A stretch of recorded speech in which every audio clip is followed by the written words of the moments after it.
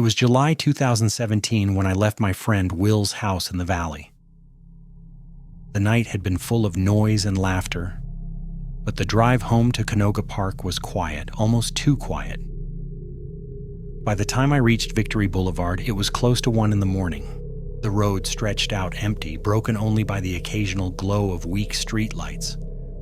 I eased to a stop at an intersection. The red light seemed to hold longer than usual, and the silence weighed heavy. And that's when I noticed him.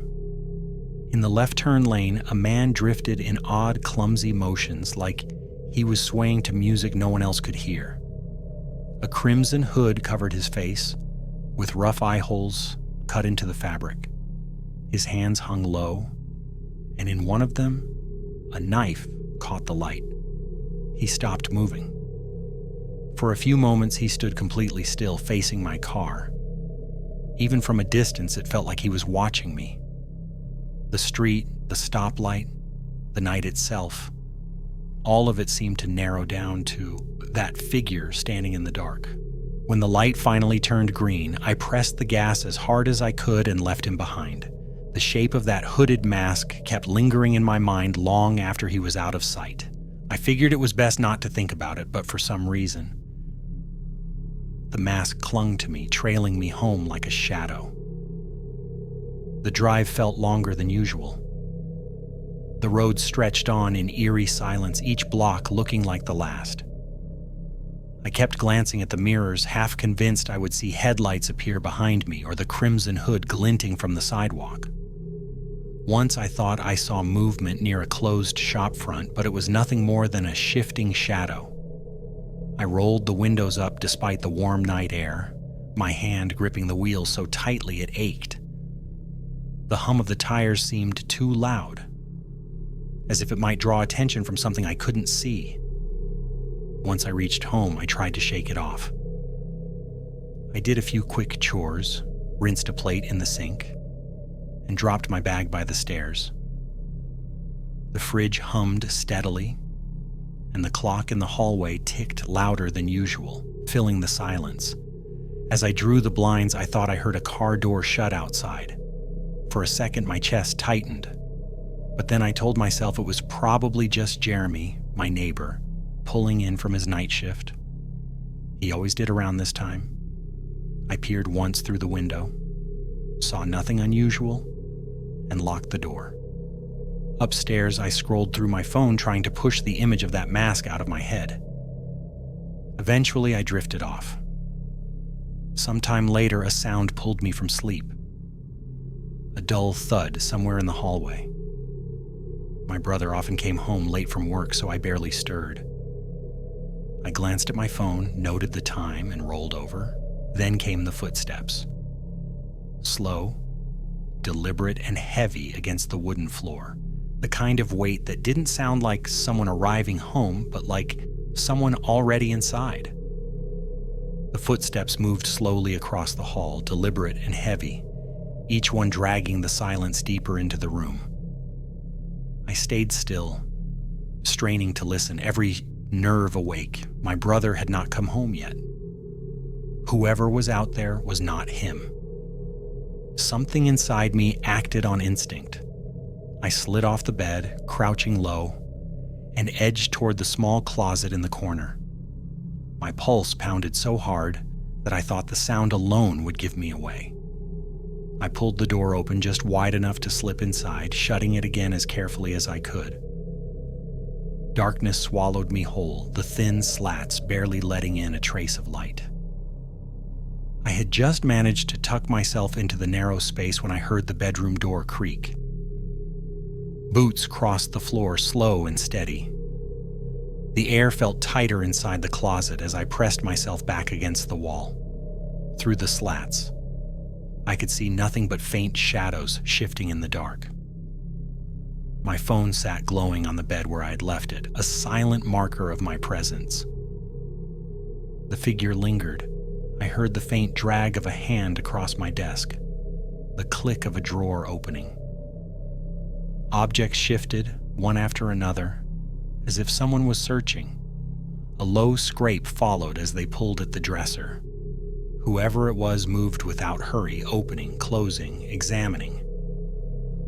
Time became elastic inside that space. My knees ached, my throat felt dry, and sweat gathered at my temples. Once the figure paused, and the chair scraped faintly across the floor, as if he had sat to wait me out. I pressed my hand against my mouth to steady my breathing, my body screaming to move but refusing. Each second stretched until I felt like the wood itself was groaning with me.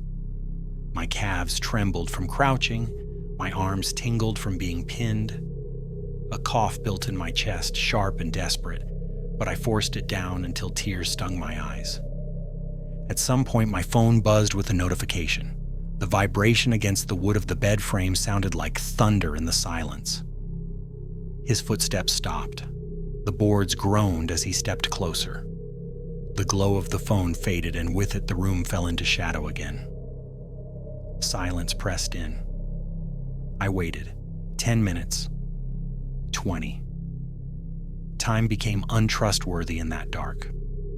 My heartbeat was the only thing I could measure. Finally, after what felt like half an hour, I decided he was gone. I pushed the door open inch by inch. The air outside the closet was cold, heavy with the scent of dust and something metallic. My room looked undisturbed at first glance. The bedspread lay in folds, the desk drawer slightly ajar, but the phone was gone. Panic tightened in my chest. That device was my lifeline, the only way I could call for help. I checked the sheets, under the bed, the floor, nothing. I forced myself to move, legs stiff from crouching so long. Every step on the wooden floor seemed to echo too loudly. I checked my brother's room, empty, covers still tucked. The bathroom mirror reflected only me, pale and shaking. The kitchen smelled faintly of something burnt, though the stove was off. I moved into the living room. A chair that normally faced the TV was turned slightly away, angled toward the window. My skin prickled at the sight. I backed up slowly, scanning every corner. That's when I saw it. The front door hung slightly open, the lock loose in its place. I knew I had closed it. My chest tightened as I pushed it shut and slid the deadbolt across, palms slick with sweat. For a few seconds, I pressed my forehead to the wood, listening. The street outside was silent. I turned back toward the hall, ready to grab something heavy from my brother's closet. I had just taken a step when the dark behind me shifted. The weight hit me hard, driving me forward into the wall. My breath burst from my lungs as I turned and saw the crimson hood inches from my face. The jagged eye holes looked hollow in the dim glow from the kitchen. The knife caught the light, raised high. I screamed, twisting away as the blade came down. It grazed the wall instead, splintering wood. My hands clawed at him, pushing, striking blindly. Somehow I caught his arm, shoved hard, and the impact sent us both stumbling. I threw my full weight forward, and he crashed against the table, the knife skittering across the floor. I didn't wait to see where it landed. I bolted, feet pounding the wood, voice tearing from my throat as I screamed for help. The front door flew open and I hurled myself into the street. My screams echoed down the block until lights flicked on, blinds shifted, and doors from concerned neighbors opened. Behind me, I heard the pounding of boots, heavy and fast, closing in. I didn't dare look back. I sprinted toward the nearest porch, lungs burning, and hammered the siding with both fists until the door swung open and a neighbor pulled me inside. My body shook so hard I could barely speak. I gasped out fragments of what had happened. Outside, the street looked empty again. The neighbors swore they hadn't seen anyone else. No shadow fleeing, and no figure in the road. The wait for the police felt endless. We sat in the kitchen under a harsh overhead light. me gripping a glass of water I could barely lift without spilling. Every creak of the house made me flinch. The neighbor tried to reassure me, but their eyes kept darting toward the window as if they too expected something to appear. Finally, the distant wail of sirens broke the silence. Red and blue lights washed over the street, and for the first time that night, I let myself breathe. When the police arrived, they searched every corner of the house. No footprints, no forced entry. Nothing but the mess of my overturned room and a gouge in the hallway wall where the blade had struck. My missing phone was never found. They asked me to repeat what I had seen, and each time I said it aloud, it sounded less real, more like a nightmare stitched into waking life. Officers walked the perimeter again and again, shining flashlights into bushes, alleyways, and garages. Neighbors huddled in small groups on their porches, whispering, watching. More than one swore they had heard my screams, but none had seen anyone else on the street. A K-9 unit was brought in, the dog sniffing the air, pulling toward the trees before circling back empty. The longer the search went on, the more it felt like the man had evaporated into thin air. I never slept in that house again. My brother and I packed our things in silence, moving back to our parents' place within the week. Safety became something I no longer trusted. Even there, I found myself pacing the halls at night, double-checking locks 3 and 4 times, staring out the windows into the dark as though expecting that crimson hood to appear. At night, even in their home, I lay awake at every noise, every creak, convinced the boots would return. Even now, years later, I wake in the middle of the night and swear I hear it again. The slow press of boots on wooden floors, moving closer,